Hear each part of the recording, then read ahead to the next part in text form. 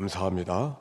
새로운 계절 우리가 예배하면서 같이 맞이하게 된 것을 기쁘게 생각하고 온라인에 계신 분들까지 하나님의 은혜와 축복이 함께 하시기를 바랍니다. 새로운 계절을 이 가을을 맞이하는 여러분의 마음은 어떤 마음인지 김현승 선생님의 글 한 토막으로 이 가을을 맞이해 보려고 합니다. 가을에는 기도하게 하소서. 낙엽들이 지는 때를 기다려 주신 내게 주신 겸허한 모국어로 나를 채우소서. 가을에는 사랑하게 하소서. 오직 한 사람만을 택하게 하소서. 가장 아름다운 열매를 위하여 이 비옥한 시간을 가꾸게 하소서. 김현수 선생님은 목사의 아들로 광주에서 태어나서 아버지의 임지를 따라 평양에서 성장하다가 숭실대학교에서 학교를 마친 그런 분이었습니다. 평생을 그리스도인으로 살았던 귀한 분. 더욱이 가을마다 생각나게 하는 기도줄의 이야기가 저희들의 마음을 이끌어 갑니다. 오늘 이야기 속에서도 가을에는 기도하게 하소서, 가을에는 사랑하게 하소서, 오직 한 사람을 택하게 하소서. 모두를 사랑하려고 힘쓰지 말고 한 사람이라도 제대로 사랑하며 살게 해달라고 기도하던 시인의 마음을 오늘 하나님 앞에 기도하면서 우리의 모두의 마음도 그러할 수 있기를 바랍니다. 자, 지난 주간에 읽었던 하나님의 말씀은 이사야서의 말씀입니다. 이사야가 활동하던 시절 이스라엘 백성들에게 아주 긴박한 시간을 보냈습니다. 이 주간부터 읽어가야 될 말씀이 예언서들이니까 예언사들은 대개 비슷한 시기에 쓰여져 있기 때문에 그 역사의 그림을 좀 그려놓고 출발하는 게 좋을 것 같습니다. 이스라엘이 솔로몬 시대를 지나서 북쪽과 남쪽으로 갈라져 있던 바로 그 시절이었습니다. 북쪽을 가리켜 이스라엘이라고 말하고 남쪽을 유대라고 말합니다. 그런데 이스라엘과 유대가 있는 그 가나안 땅에 더 북쪽에 아수르란 나라, 우리가 역사 속에서 배운 건 아시리아라고 나라가 대나라를 형성하고 불이라고 이름을 지은 대왕이 그 나라를 통해서 온 중동 지방을 세력을 뻗치고 있었을 때였습니다.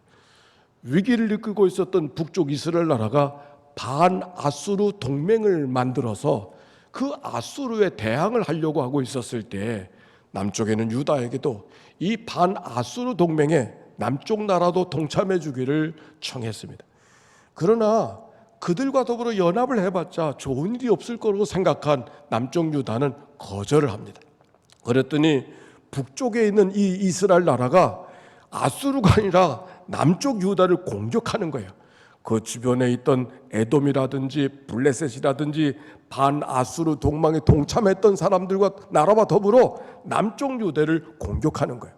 그러니까 남쪽 유다가 보니까 혼자 어려움이 됐으니까 아수르에게 도움을 구합니다. 와서 도와주세요. 그런데 말로 하는 것이 아니라 여러 가지 예물을 들고 가는데 그 예물이 뭔가 예루살렘의 성전에 모아두었던 금은 기명들을, 금은 보화들을 갖고 가서 아수르에게 도와달라고 청하는 거예요. 그런데 도와달라고 하는 것은 다만 도움만 구하는 것이 아니라 유대 나라는 아수르의 나라의 봉신 국가가 된다는 것을 의미합니다. 당신이 주군이니까 당신의 말을 따르겠다는 말이죠.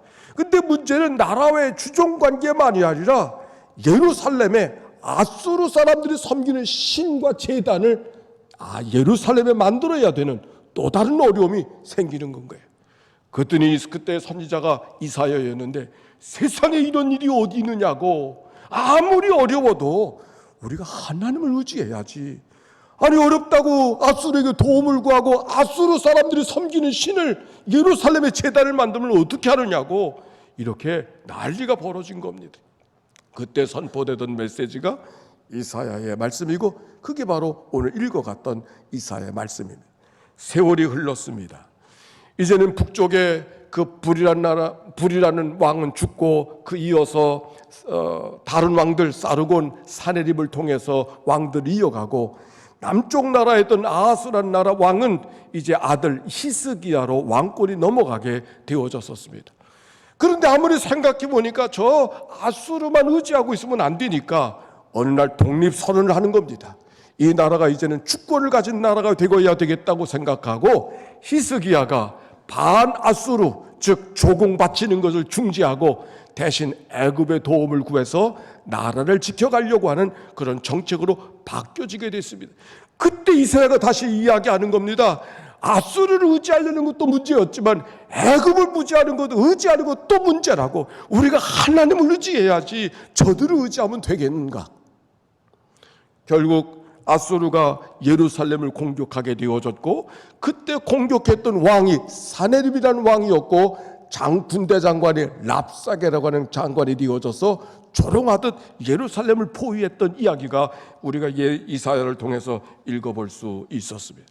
바로 이렇게 어렵고 긴박한 시대에 하나님의 메시지를 선포하던 사람이 이사야였고, 그들이 하나님을 바로 섬기지 않으니까 고운 말에 나갈 리가 없죠. 그래서 이사야 말씀을 펼자마다 어떤 말씀이 등장합니까? 하늘이여 들으라, 땅이여 귀를 기울이라. 내가 자식을 양육하였거늘 그들이 나를 거역하였다고.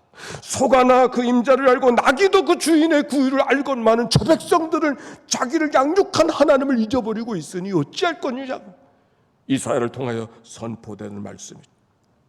1장 읽어나가 보면 추상 같은 메시지가 터져 나오는데 21절에 이런 말씀이 기록이 되어져 있어요.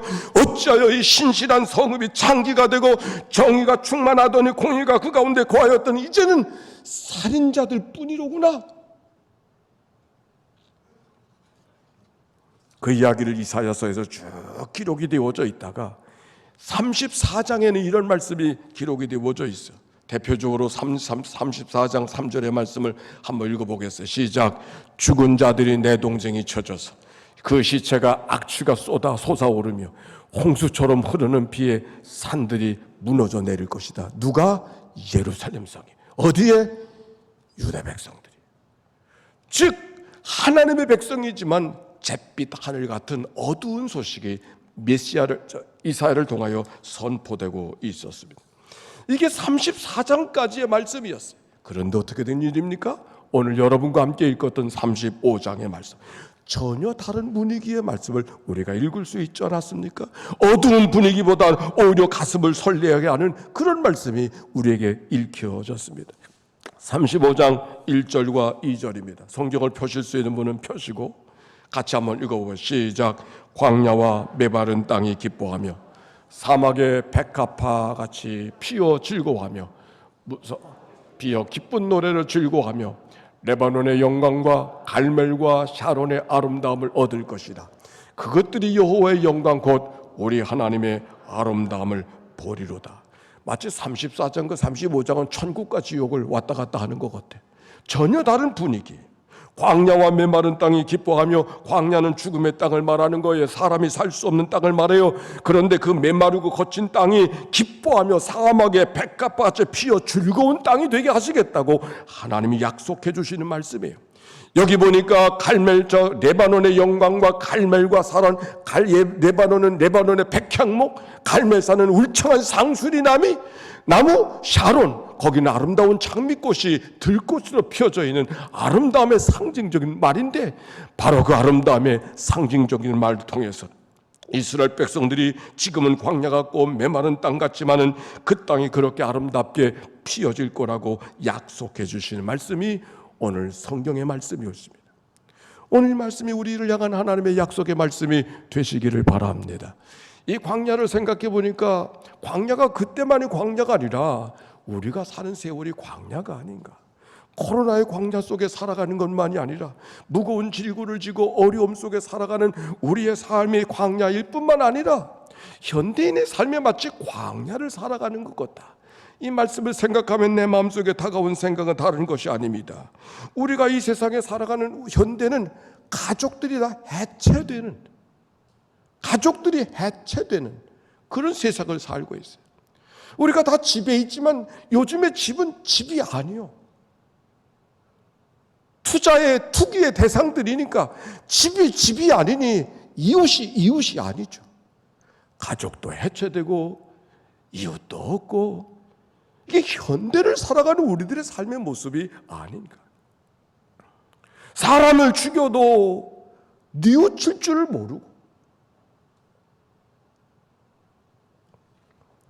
그러나 오늘 성경의 말씀, 광야와 메마른 땅에 기쁨과 즐거움이 가득하겠다고 하는 이 하나님의 약속의 말씀, 우리가 서로 사랑하고 용서하며 사람 살만한 땅으로 만들어 주시겠다는 이 하나님의 약속의 말씀이 어찌 그런 세상을 꿈꿀 수 있느냐고? 아니, 성경이 그렇게 약속하고 있지 않습니까?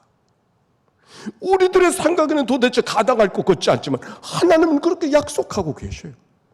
이 약속의 말씀이 우리 모두를 향한 하나님의 약속의 말씀인 줄로 믿습니다. 그 다음 말씀으로 가보겠어요. 3절과 4절 말씀 시작. 너희는 약한 손을 강하게 하며 떨리는 무릎을 굳게 하며 겁내는 자들에게 이르기를 굳세어라, 두려워하지 말아라. 보라, 너희 하나님이 오사 보복하시며 갚아주실 것이라. 하나님이 오사 너희를 구하시리라 하라. 지난 주간에 읽었던 전도서의 말씀이 생각납니다. 그런 날에는 집을 지키는 자들이 뜰 것이며 힘 있는 자들이 구부러질 것이며 맷돌질하는 자들이 적음으로 그칠 것이며, 그러나 오늘 하나님의 약속의 말씀은 약한 것을 강하게 하시고 떨리는 손을 굳게 해주시겠다, 무릎을 굳게 해주시겠다고 약속해 주시는 말씀. 여기 무릎이 떤다고 하는 것은 단순히 무릎이 떤다는 것이 아니라 하나님 앞에서의 두려움이죠. 메네메네 데겔 우바르신 벨사살 왕이 하나님 앞에 서지 못한 것에 대한 두려움을 갖듯이 어떻게 하나님 앞에 설 수 있겠는가를 갖고 두려움하는 그 백성을 향하여 오늘 주신 하나님의 약속의 말씀, 그들이 굳세게 하고 강하게 하고 두려워하지 않겠다는 약속의 말씀. 그런데 여기 재미있는 말씀이 있어요. 히브리서에 보니까 무릇 징계가 당시에는 즐거워 보이지 않고 슬퍼 보이나 후에 그로 말미암아 연달한 자에게는 의와 평강의 열매를 맺으리라.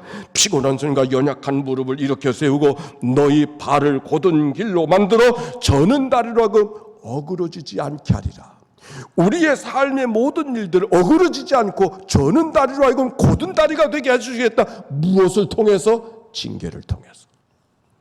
예기치 않았던 징계가, 예기치 않았던 사건이, 예기치 않았던 일들이 우리 가운데 찾아옵니까? 우리를 오히려 굳세게 해주시려고 하는 하나님의 또 다른 은총의 기회라고 하는 이 약속의 말씀, 오늘도 기억하고 믿음으로 걸어가는 승리의 삶이 모두에게 임하게 되시기를 바랍니다. 그런데 오늘 성경 속에 여러분과 함께 주목하고 싶은 말씀이 있어요. 오늘 말씀 속에 반복되는 구절 하나가 있어요. 따라서 합시다. 기뻐하며 즐거워하며. 기뻐하며 즐거워하며. 우리가 찬양하는 노래처럼 땅이 기뻐하고 사막이 즐거워하며. 땅이 기뻐하는 게 뭐고 사막이 즐거워하는 게 뭐일까요? 기쁜 노래를 즐거워하며. 10절에도 보니까 기쁨과 즐거움을 얻으리니, 하나님이 우리에게 약속한 것이 기쁨과 즐거움이요. 오늘도 예배하는 여러분의 마음속에 무거움이 있습니까? 하나님의 약속이 기쁨과 즐거움이요. 항상 기뻐하라, 쉬지 말고 기도하라, 범사에 감사하라. 이것이 우리를 향한 하나님의 뜻이라 그랬어요. 오늘도 하나님의 약속의 말씀이 여러분의 것으로 취하는, 여러분의 것으로 취하는 그런 은혜가 여러분에게 있게 되기를 바랍니다. 그런데 오늘 성경 속에 여러분과 주목하고 싶은 또 다른 말씀, 여기 4절에 보니까 이런 말씀이 기록이 되어져 있어요. 보라, 너희 하나님이 오사. 보라, 너희 하나님이 오사 보복하시며 갚아주실 것이다. 하나님이 오사 너희를 구하시리라. 반복하고 있어요.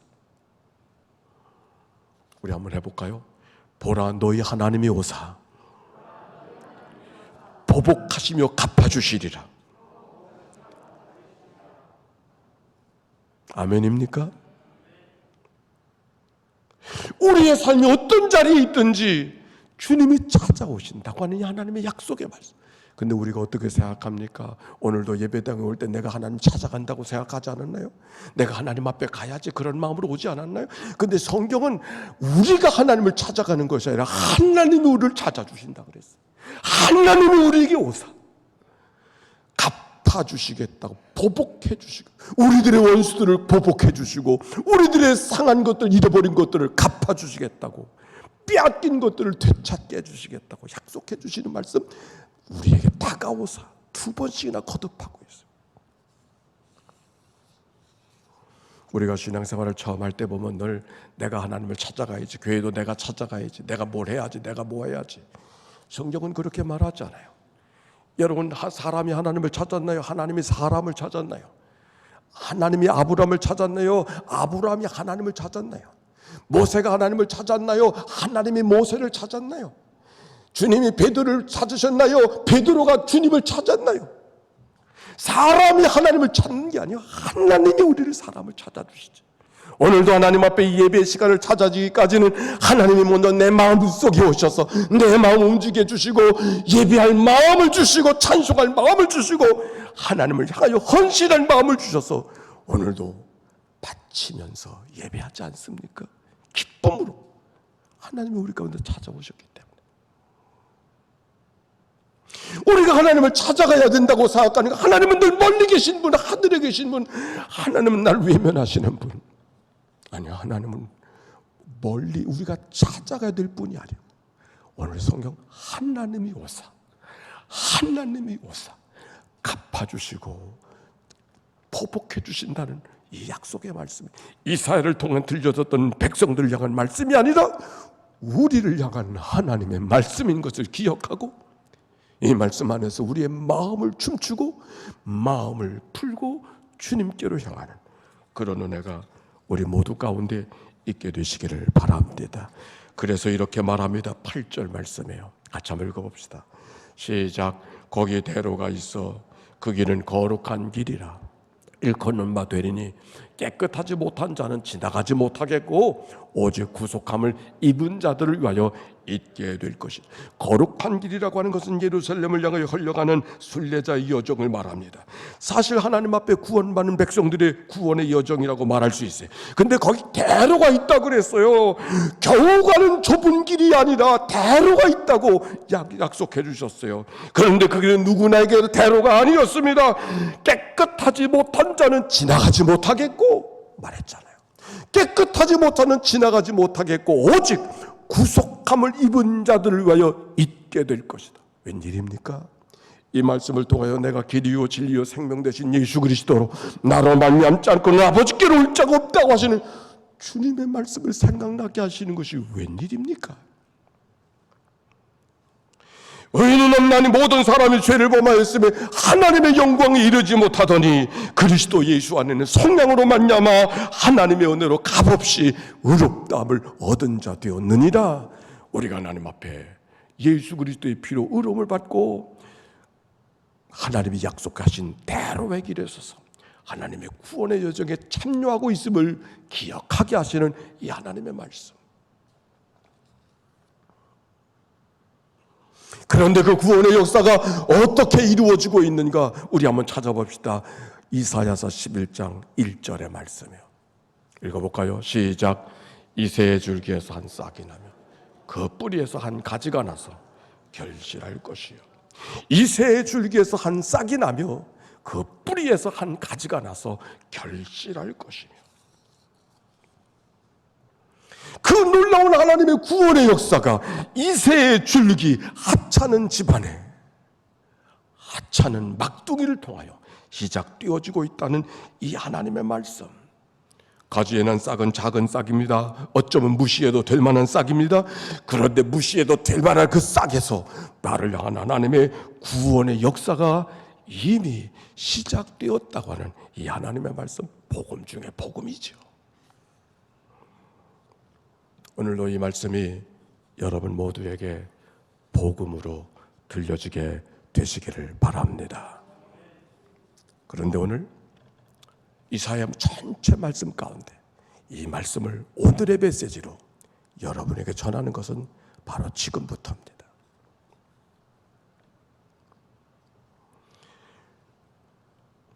예수 그리스도를 향한 구원의 증표가 저 이새의 아들로부터 시작되어졌다는 이야기를 다시 확인해 드리려고 하는 시간이 아닙니다. 여러분, 싹이 나올 때를 한번 생각해 보세요. 싹이 나오느나 생각하고 싹만 들여다보는 사람이 있습니까? 싹은 어디든지 싹이 있어요. 대단하게 시작되는 것이 아니에요. 모든 가지마다 싹이 돋아나는데, 여러분, 싹이 날 때를 생각해 보세요. 싹은 대단한 싹이 아니기 때문에 사실 주목하지 않아요. 무슨 싹인지도 몰라요. 어떤 떡잎이 될지도 몰라요. 그런데 아무도 관심하지 않는 무슨 떡잎이 될지도 모르는 그 연약한 싹 속에 나를 향한 하나님의 위대한 구원의 역사가 나의 뜻과는 상관없이 이미 시작하고 있었다고 하는 이 하나님의 말씀. 내가 심은 싹에서 싹이 나오는 것이 아니라 나를 돌아보지도 아니하고 뒷전으로 쳐다보지도 않는 그곳에서 나를 향한 하나님의 구원의 싹을 자라나고 있다고 하는 이 하나님의 말씀.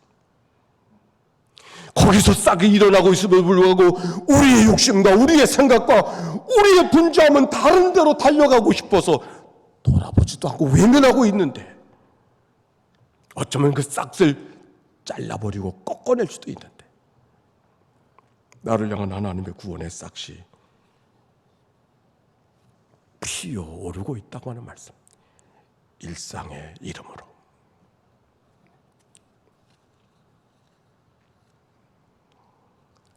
어느덧 가을이 되어졌어요. 가을은 우리에게만 오는 가을이 아닙니다. 모두에게 가을이 옵니다.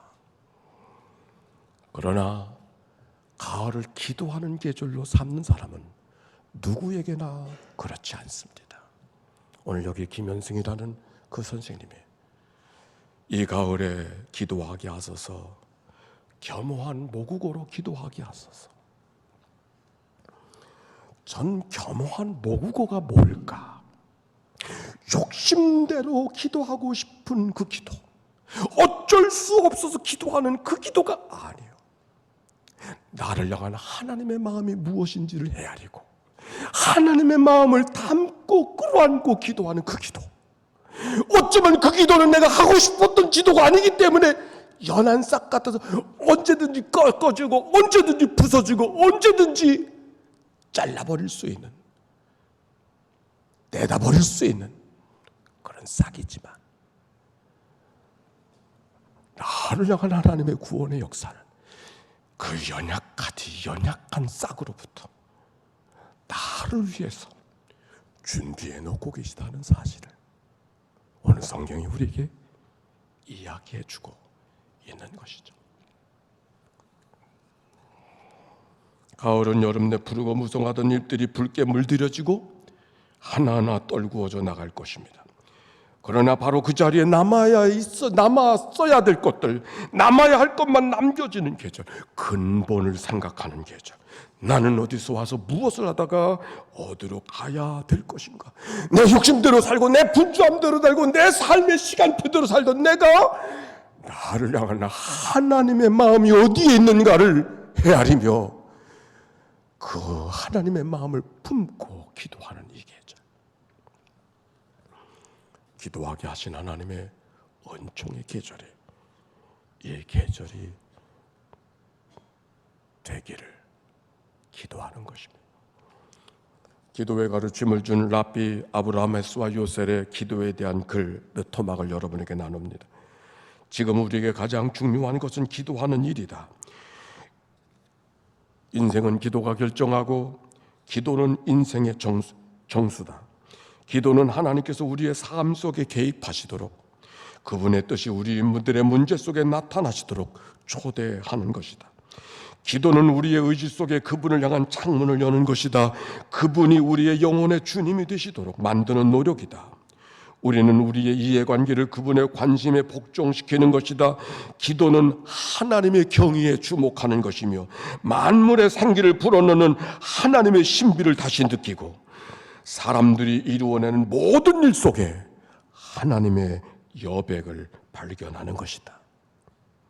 기도는 우리가 살아가는 데 있는 신비에 대하여 하나님 앞에 우리가 바칠 수 있는 전부이다.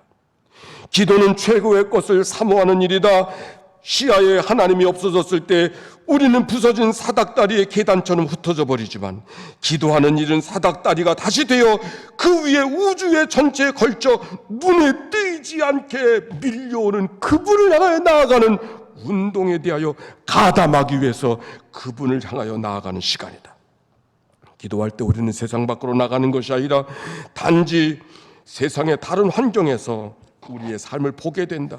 자신은 수레바퀴의 중심이 아니라 수레바퀴의 바퀴살인 것을 인식하는 시간이다.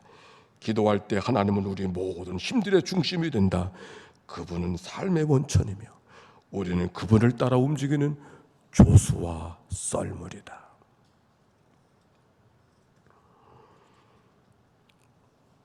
이 가을 여러분 어떤 기도를 드리고 있나요? 아니, 내 삶 속에 하나님께서 나도 모르게 나를 위해 심어놓으신 연한 싹들이 무엇인지 우리의 눈을 켜고 우리의 온몸을 감각으로 삼아 싹의 생명의 소리를 우리가 들어야 되지 않을까요?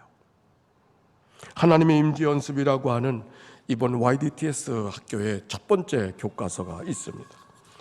그 교과서의 하나님의 임재 연습의 주인공은 로렌스라고 하는 사람입니다. 1611년 프랑스의 로렌스 지방에서 태어나 그가 18살 때 회심을 하게 되는데, 무엇 때문에? 떨어지는 낙엽잎을 바라보면서 깊은 묵상 속에 있다가 하나님의 섭리와 능력을 깨닫고 회심을 합니다. 그가 유럽에 있었던 30년 전쟁에 참여했다가 심각한 부상을 입고 불구가 되어졌습니다. 직장에서 여러 가지 일들을 해보려고 했지만 제대로 하는 일이 없어서 실수의 연발이었습니다. 그렇게 늘 부족한 삶을 어떻게 해야 되나 걱정하다가 55살의 나이에 깔멜 수도회에 들어가게 되어졌습니다. 나이 많은 그 처음 들어온 수도사에게 맡겨진 일은 쓸만한 일을 맡길 리가 없지요. 결국 그가 하는 일은 아무도 하지 않는 일, 주방에서 하찮은 허들의 일이 주어졌을 뿐입니다. 그릇 닦고 청소하고 신발 정리하고, 그릇 닦고 청소하고 신발 정리하고, 아무도 주목하지 않는 일. 그런데 그 하찮은 일, 허들의 일을 그가 하고 있지만 그가 하는 그 일 속에 그는 하나님이 오늘도 나와 함께 하심을 경험할 수 있었습니다. 아무도 하지 않을 하찮은 일, 그 일들이 피곤함과 땀 흘림과 수고와 분노와 탄식이 아니라 오히려 그 허들의 일 속에서 기쁨과 즐거움과 감격과 노래가 절로 나오는 삶을 살게 되었습니다. 그의 삶의가 전체 이야기가 하나님의 임재 연습. 하나님의 임재는 하나님이 오늘도 나와 함께 하신다는 특별한 어떤 대단한 백향목 같은 사건이 벌어지고 울창한 상수리나무 같은 사건이 생겨야 되는 것이 아니라 허들의 일,